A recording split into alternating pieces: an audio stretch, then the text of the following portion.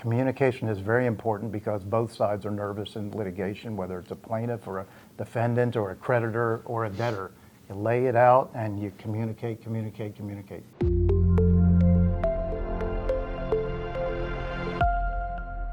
Well, I mean, from my perspective, the business clients that I work with need and usually have a team of advisors who have to help them. No one discipline can handle all of a client's needs.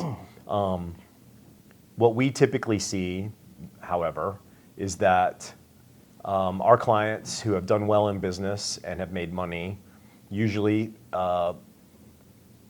they definitely have a financial advisor, typically first and foremost.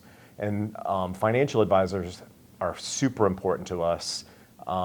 They are people that we collaborate with very frequently because they are on the front lines, meeting with the clients, understanding their long-term goals, but also kind of guiding them towards some of the holes that they might have in their planning, be it the estate and tax planning, the corporate planning, and things of that nature.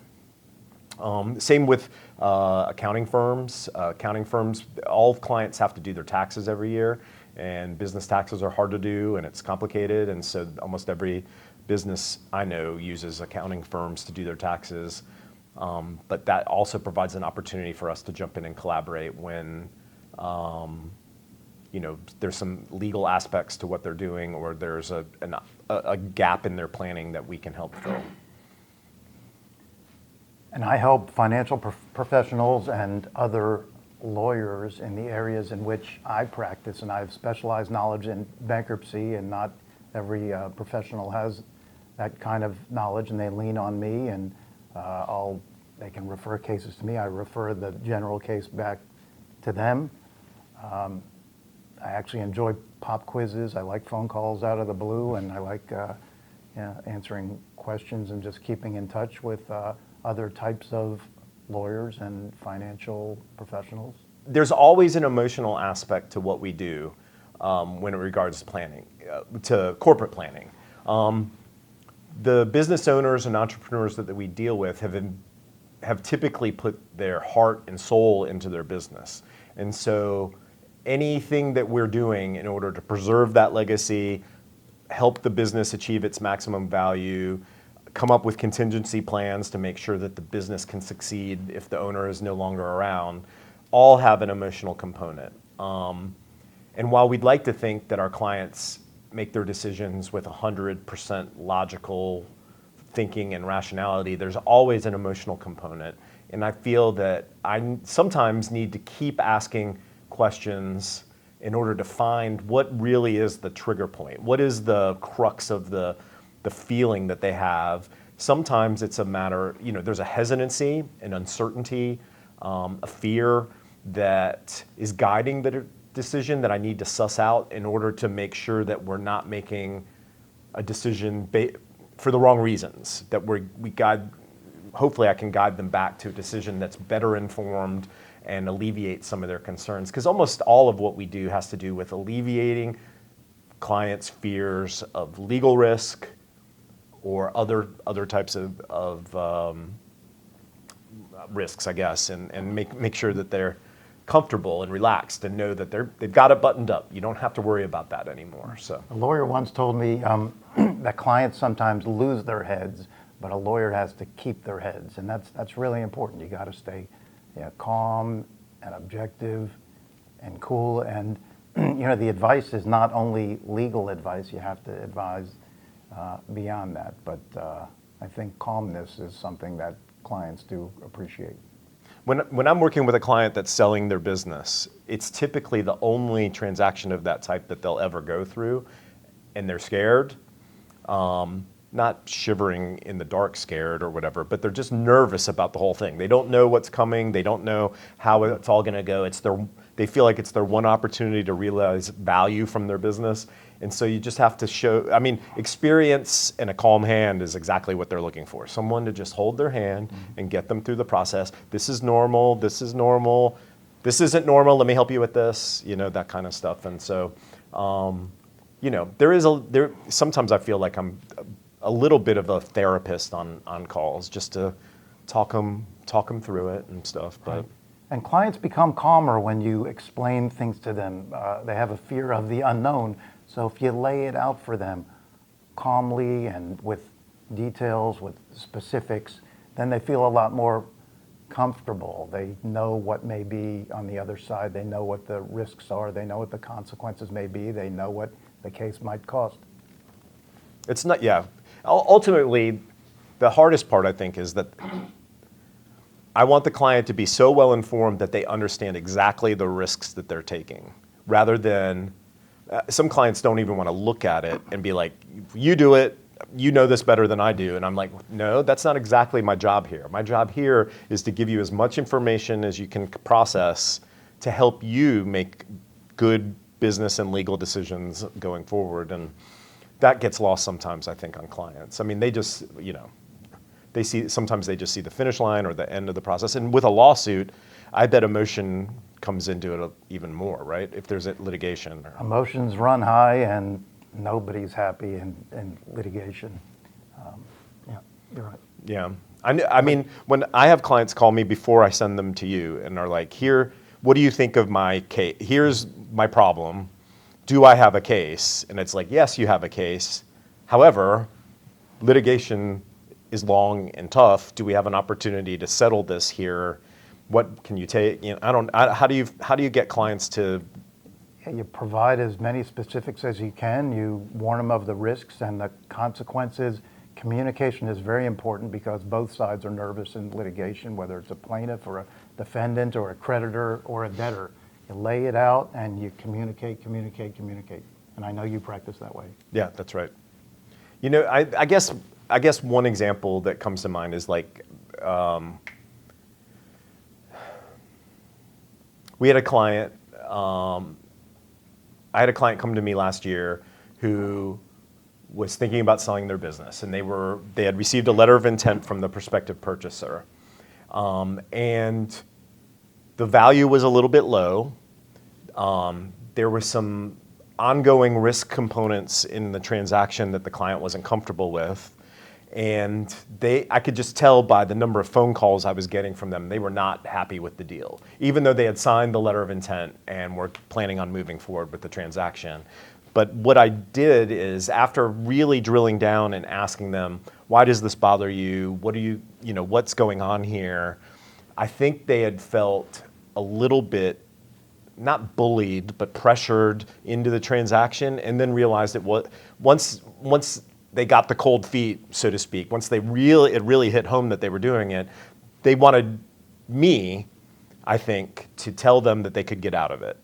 And so I said, hey, look, the letter of intent says, it's not binding. You can walk away. We haven't hit any point of no return points. So why don't you just, but be aware, this purchaser may not come back because you flaked out on them once. But the fact is that you should feel empowered. We can do this. And then, the next day the clients called me after sleeping on it. They're like, I slept so much better last night. We're backing out of this deal. I'm not ready for it. And in that instance, you're not only giving legal advice, you're giving business advice as well. And you're kind of a counselor at the same time. That's right. I mean, at the end of the day, I wasn't evaluating the transaction. I was evaluating my client's emotion of the transaction and then making sure that legally we had a pathway to get them out of it until they were comfortable.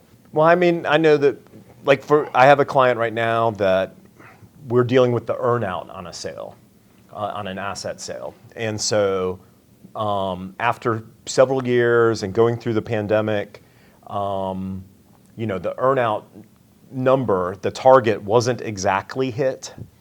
And so we had to go through some analysis about, the buyer in this case is alleging that because of the pandemic, it was impossible. They're basically trying to weasel out of getting out of this payment. And the contract doesn't really allow that to happen. But I've had to talk to them about, well, if we litigate this, they were purchased by $1 billion company. My client is a multi-million-dollar company,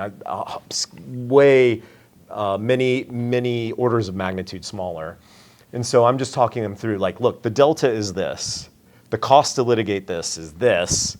what are we going to do here? Let's find a number and get out of this. It has to make economic It sense. has to too. make economic sense. I'm sorry that the legal system is so expensive, but the fact is that you can spend hundreds of thousands of dollars chasing this, right or wrong. How many times do you talk to clients about winning? It's the principle of it. Yeah, early on in a case, early on in a representation, the client is all about the principle, and I want to, do everything imaginable. But then they get the first bill, and things calm down, and then they understand how the economics work. Right. There's a lot of clients that have approached me like, it's the principle. I'm right, and I know I'm right, and they're wrong, and I want to make sure they acknowledge that they're wrong and pay for this. And it's like, well, as much as I'd love to agree with you, there are no certainties here, and And it's expensive to get justice. It's expensive to get a pound of flesh. There are economic realities to it. That's right. Well, I do practice plenty of bankruptcy, and that involves a lot of Chapter 11 work. And in 2020, a new law came about. It's actually an act within the Bankruptcy Code. It's subchapter 5 of Chapter 11 of the Bankruptcy Code. And in order for a debtor to qualify under sub 5, some people call it sub V, you have to be engaged, a debtor has to be engaged in a business. The debt has to be below $7.5 million. But a sub V Chapter 11 case is slicker than a regular Chapter 11 case. It's often less expensive for a debtor to get to a confirmation stage. It's often quicker than a regular Chapter 11 case. And I represent creditors and other parties and interests in those types of bankruptcy cases and all types of bankruptcy cases. I'll represent a debtor if it or he or she is careening toward a bankruptcy. But that's probably the most important set of laws that have become effective in the past few years in the bankruptcy world. On our side, I believe we've done a bunch of videos on this, but I'm getting a lot of questions now about the Corporate Transparency Act, and what does that mean for my business? And people are hearing about it, but they don't understand it. And at the end of the day, it's the government is trying to assemble a database of who owns what company, so that they can supposedly detect financial fraud, money laundering, terrorist activities, and things of that nature. But it's so burdensome. Clients are like, do I have to do that? I've never had to do anything like this before, and no one has. I mean, it's just bizarre how overreaching this seems to be. A federal court has held it unconstitutional. We're not sure what that means yet, if it's going to eventually mean that the whole thing is going to go away or it's going to get revised. But at the end of the day, clients, when we're forming new companies, we have a filing obligation that happens within 30 days to notify the government through this database that they have that who owns the company, who owns or controls the company. And for existing companies, they're supposed to do it by the end of this year, but we just don't know what's going to happen with the law. That's been challenged. The challenge has been upheld at the lower court level. So, Do you have any thoughts on the news stories about the non-compete laws that are being attempted? yeah, well, right. I know. I mean, at the federal level, I think the FTC was trying to pass some guidance that basically said all non-compete agreements are going to be unenforceable. And I mean, from a pro business owner side of things, that seems over harsh. I mean, I think businesses have a legitimate right to try to protect their business. Certain key employees have knowledge that could be used in a competitive situation, and it's somewhat fair to prevent those people from doing that. On the pro-employee side, though,